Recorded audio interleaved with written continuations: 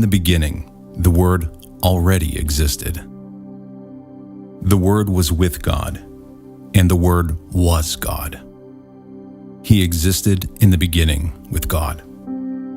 God created everything through Him, and nothing was created except through Him. The Word gave life to everything that was created, and His life brought light to everyone. The light shines in the darkness, and the darkness can never extinguish it.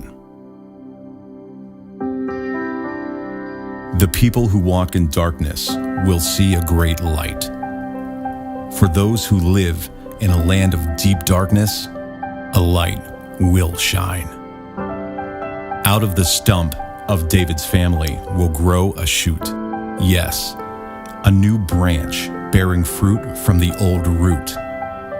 And the Spirit of the Lord will rest on him, the Spirit of wisdom and understanding, the Spirit of counsel and might, the Spirit of knowledge and the fear of the Lord. The earth will shake at the force of his word, and one breath from his mouth will destroy the wicked. Righteousness will be his belt, and faithfulness the sash around his waist. The Lord himself will give you the sign. Look, the virgin will conceive a child. She will give birth to a son and will call him Emmanuel, which means God is with us.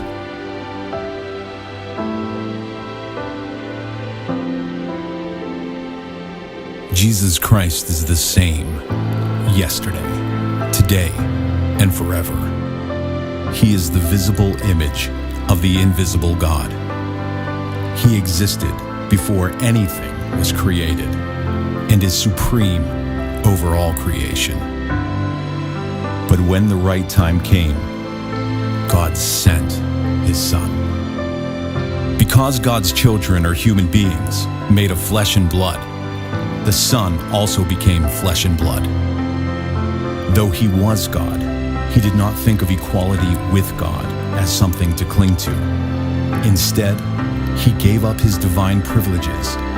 He took the humble position of a slave and was born as a human being. For only as a human being could he die, and only by dying could he break the power of the devil who had the power of death. This is how Jesus, the Messiah, was born. The Roman Emperor Augustus decreed that a census should be taken throughout the Roman Empire. This was the first census taken when Quirinius was governor of Syria. Everyone returned to their own ancestral towns to register for this census. And because Joseph was a descendant of King David, he had to go to Bethlehem in Judea, David's ancient home. He traveled there from the village of Nazareth in Galilee. He took with him Mary, to whom he was engaged, who was now expecting a child. And while they were there, the time came for her baby to be born. She gave birth to her firstborn son. She wrapped him snugly in strips of cloth and laid him in a manger because there was no lodging available for them. The Word became human and made his home among us. A child is born to us. A son is given to us.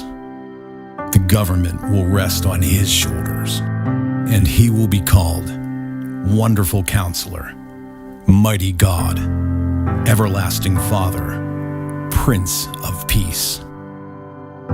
And we have seen his glory, the glory of the Father's one and only Son.